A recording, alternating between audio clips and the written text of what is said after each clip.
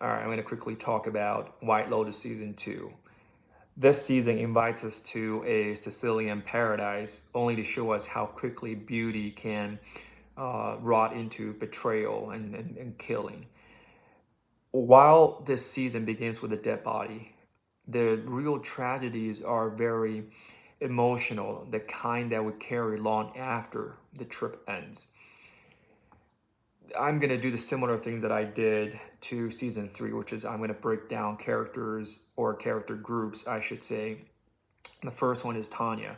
She is the only character carried over from season 1, and her story comes in full cycle in the very worst way, I should say. Now, in season 2, she's married to Greg. She finds herself once again abandoned, confused, and desperate for love. She clings to luxury, beauty, and the illusion of control. When Greg leaves for work, she falls into the decadent arms of Quentin, who showers her with attention and compliments and invites her into his own glamorous world. But Tanya's need for connection truly blinds her, in my opinion. What she believes is friendship turns out to be a murder plot. Greg and Quentin conspire to kill her and try to claim her fortune. Of course, towards the end, Tanya fights back in a very chaotic, almost, I would say, comedic scene. She guns down her would-be assassins on the yacht and then slips, hits her head, and then drowns. Her ending is very tragic, absurd, and deeply ironic. A woman who had everything but just couldn't escape her own isolation. Now, moving on to Greg, Quentin, and Jack.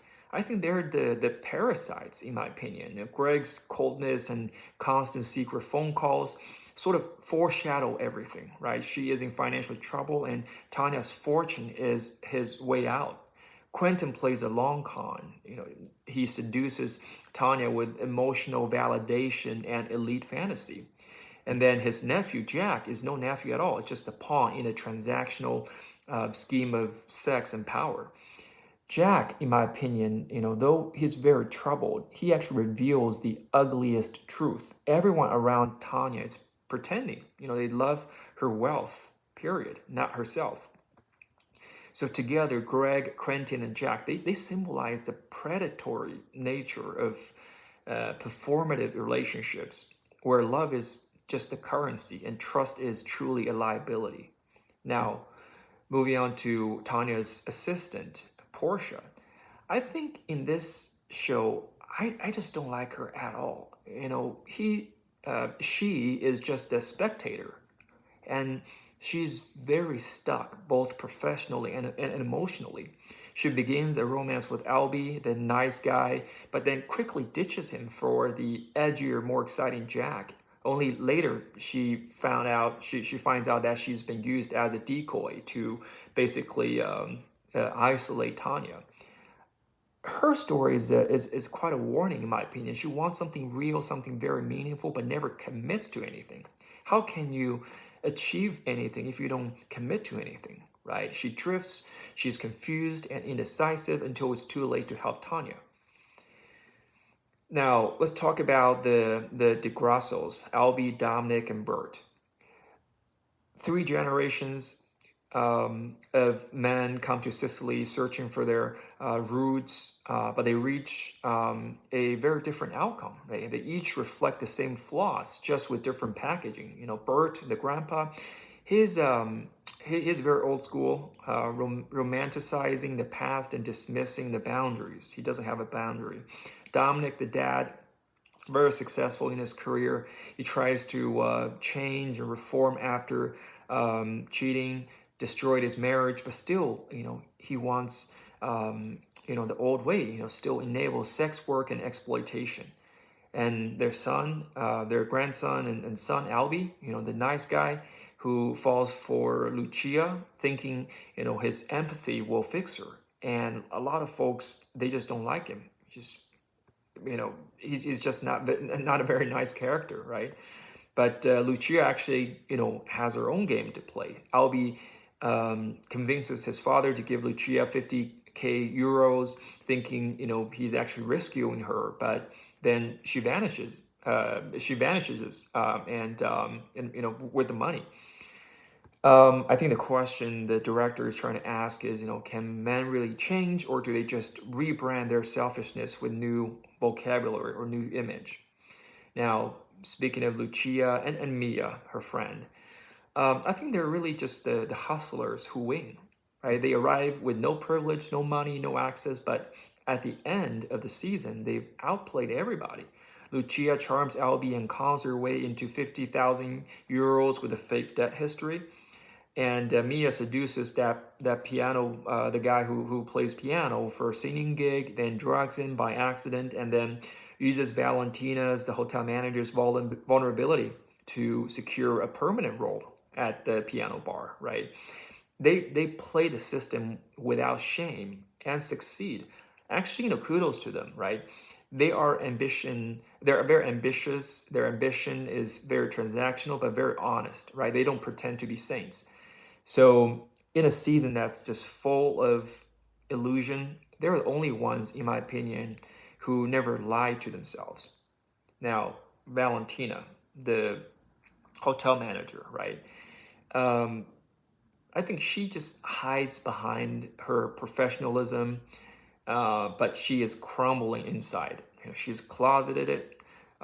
She's a lesbian. She's closeted, lonely, and emotionally repressed. Her crush on Isabella leads to her heartbreak and a surprising moment of awakening when Mia seduces her in a moment of compassion. I think Valentina ends the season, a little softer, a little freer, and maybe finally, ready to live honestly. Now, the two couples, Ethan, Harper, Cameron, and Daphne. These two couples, I just don't like them at all, right? Even though they anchor the season's central question, can love survive success, and is honesty even useful in a marriage built on strategy? Harper suspects Ethan has changed since becoming wealthy.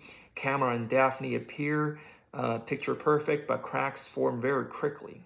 Cameron sleeps with Lucia and Mia, possibly, and flirts with Harper. Daphne admits she has own affairs. Ethan becomes very jealous, very paranoid. And eventually, Harper and Ethan, they kind of rekindled their relationship. Not through trust though, but through a shared willingness to play the game. And in this world, in their world, infidelity is not a betrayal. It's part of the balance, right? As long as no one admits anything out loud, things can work. They leave Sicily looking very happy, but that happiness has been redefined. It's not peace, but just the equilibrium between everybody. So the show begins with the body in the water and masterfully misleads us. We expect multiple deaths, but in the end, it's just Tanya and a boat full of con artists. But isn't that the point? Right? The real deaths are emotional, the death of innocence, similar to what I said in my season 3 video, right? The death of innocent, from guide talk standpoint, right? But also the death of illusions. Sicily with its crashing waves and volcanic hills and ancient myths. To me, it is the perfect setting for this show. Right, every corner whispers of lust, betrayal, and retribution. And even the art on the walls in the rooms, they kind of foreshadow who these characters will become. So it's a very, very good idea to zoom in on those sculptures, those wall arts. Just very smart decision for the director. Just to summarize, I don't think season 2 is about who dies. It's about who people are willing to kill morally, emotionally, but also spiritually in order to get what they think they want. Some of those folks, they escape, some they don't, but no one leaves untouched. So that's my take on season 2. Yeah, thanks for watching. Thank you.